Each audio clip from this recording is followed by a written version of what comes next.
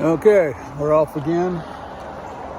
This is, I guess, segment number 2 of what's now going to be a stack challenge.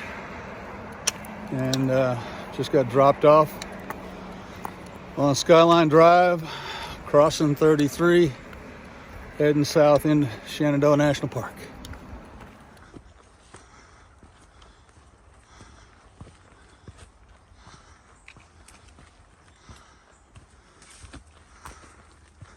So a little bit about the previous bailout.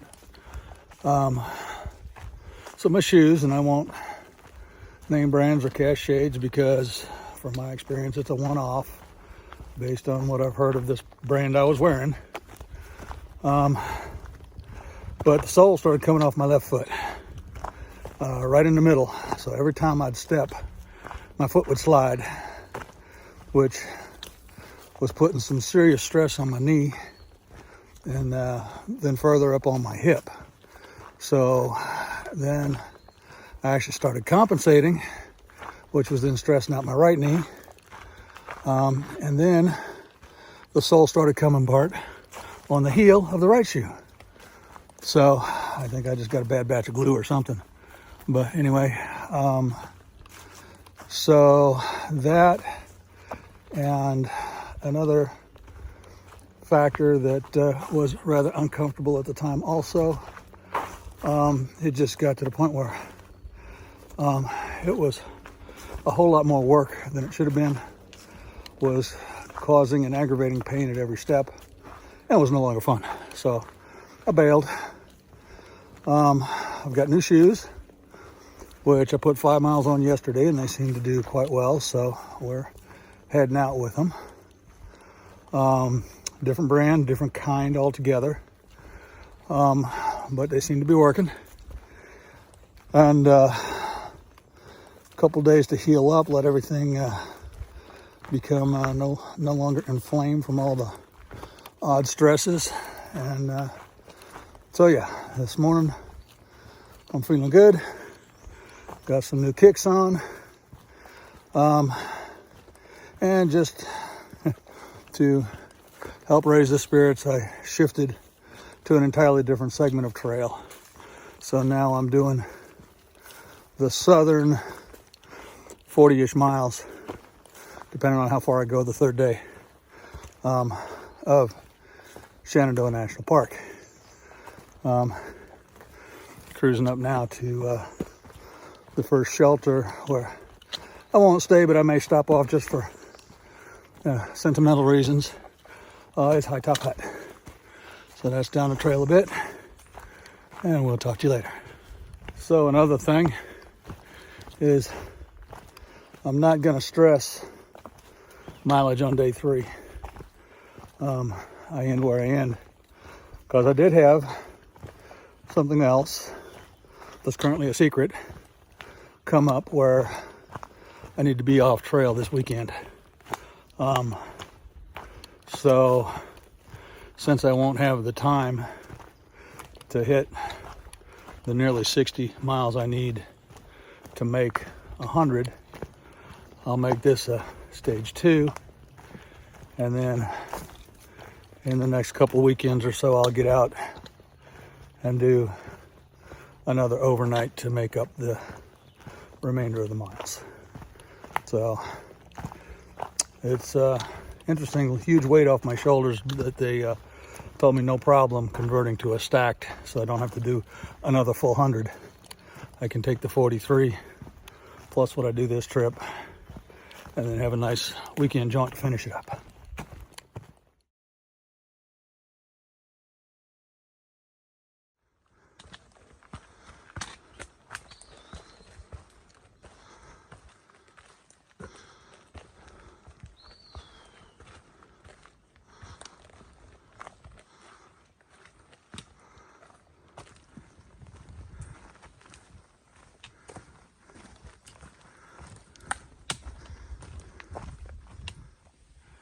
Here's the first major view on this segment.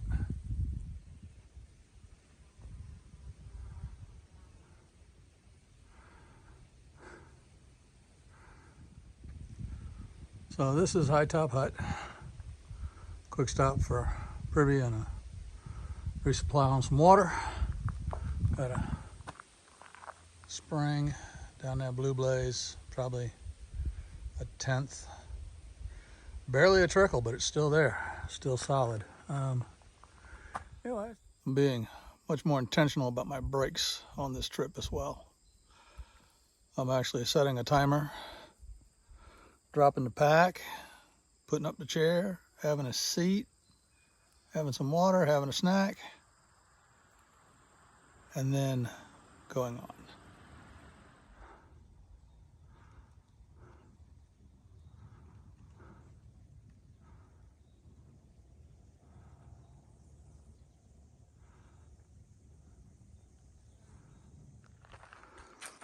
Eight and a half hours and 13 3/4 miles, and Pinefield Hut, home for the night.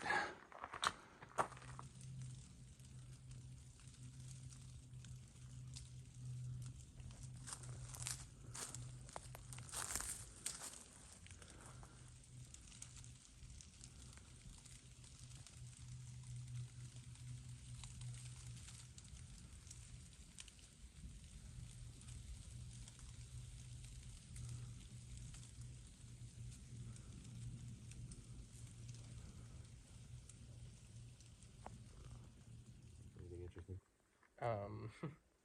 What about these? What is the deal with these wasps? That's not reassuring. That was, I guess, close to like a total piece.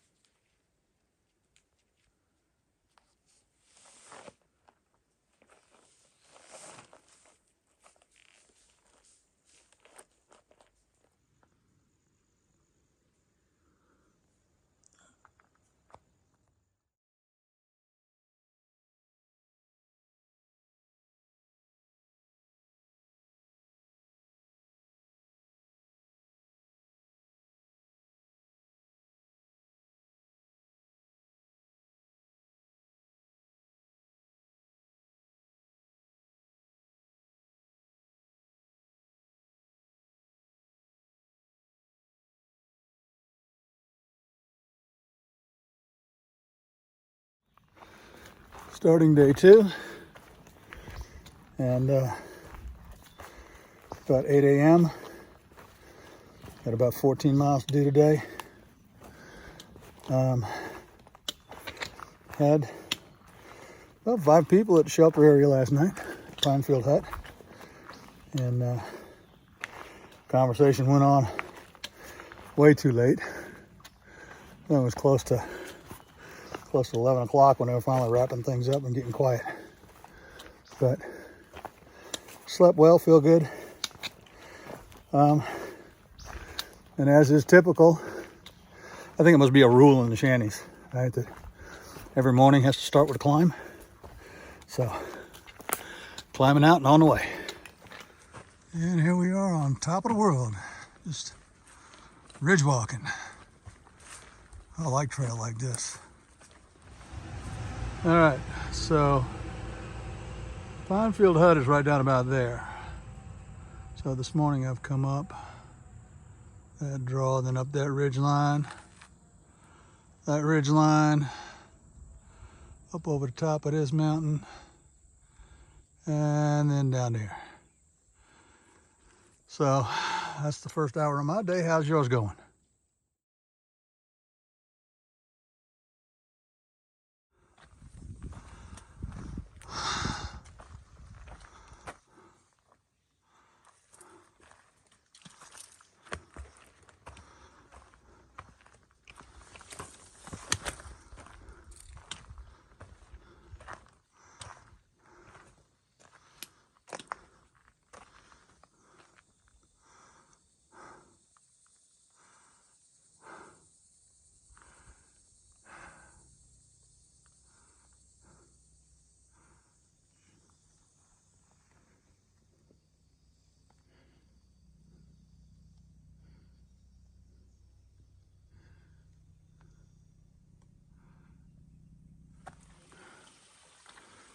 So as dry as Pinefield Hut was, Ivy Creek is still running pretty well. Looks like good steady source here.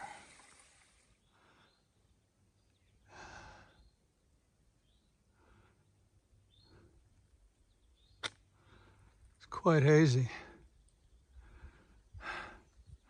It's impressive as it is.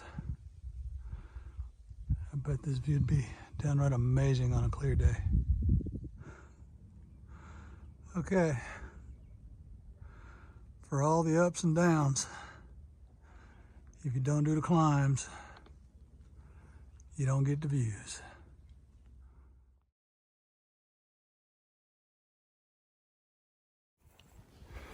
Well, 3.5 hours and 6.5 miles got me to the Loft Mountain Camp store. Stopped off and had use of civilized facilities and a cold Coke and a Snickers ice cream bar and a nice little break in the shade. And now it is back on trail, about 8 miles to go. It's a dry carry, so I'm fully loaded. I got 4.5 liters of water on board. And we'll see you down trail. So if you go to Loft Mountain Campground and get the right spot,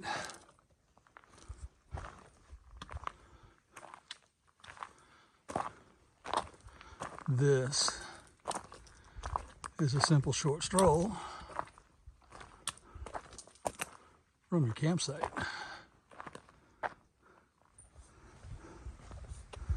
It's still a bit hazy, but the views aren't too shabby. So there's still enough ups and downs, but when you get a section of trail like this, it's like, okay, do I want to chill and enjoy it, or hit it hard because it's so cruisy and make up time? But I'm just kind of somewhere in the middle on that. Here we are coming up on Black Rock Summit. This is one of the places the grandson loves to come and climb and play around in the boulders. So it's quite the deal here. And it opens up on, again, quite the view.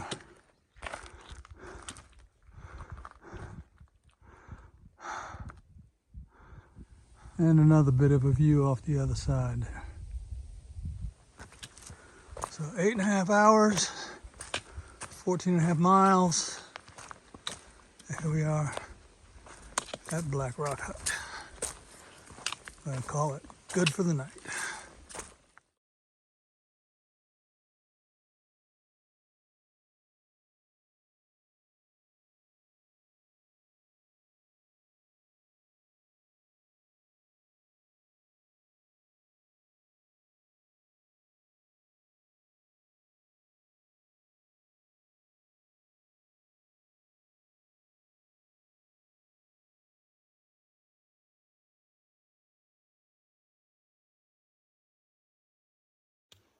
Well, I told you it was a rule in the shanties. So here we are, morning of day 3. And yep, I'm climbing. So off we go. Starting heavy this morning because this is the shelter I stayed at. Black Rock Hut is the only water between here and Calf Mountain Shelter, which is a little over 12 miles away. So 12-mile dry carry. We've got 4.5 liters on board, which for those of you who care, that's a little over 10 pounds of water. But anyway, I shouldn't run out between now and then. All right, off we go. So I was alone at the shelter last night, which is fine. I've got no issues with camping alone. Peace and quiet, other than the tree frogs, which serenaded all night until they went dead quiet at 5, which was so sudden it woke me up. Made me go check, make sure there was nothing prowling the camp. But anyway, it was so dark down in that hollow that I literally could not see a thing without the headlamp on. I typically, even on a dark night, you're laying in the shelter and you can see like the outline of the opening of the shelter against the night sky. I saw nothing. It was pitch black, but pretty cool. So this is the spot where I experienced my first trail magic back in 2000. I was, of course, going northbound. As I was crossing the street, getting ready to come up the hill, I took a short sit down on that wall. A young lady came down the hill, gave me a bottle of water and 2 candy bars. And I was quite happy to get them.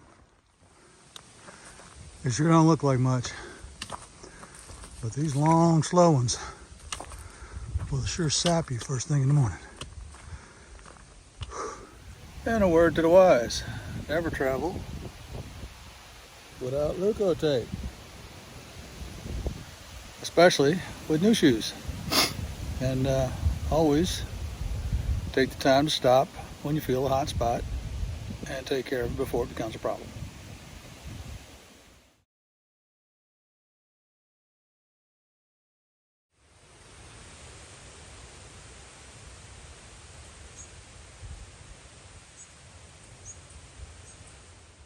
Somebody is being very kind, because this is a very dry stretch of trail.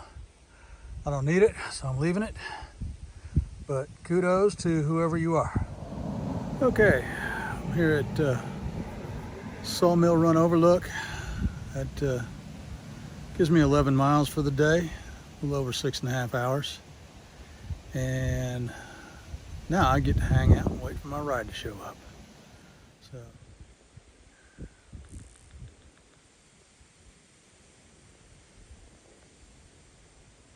All right, folks, that's going to be a wrap.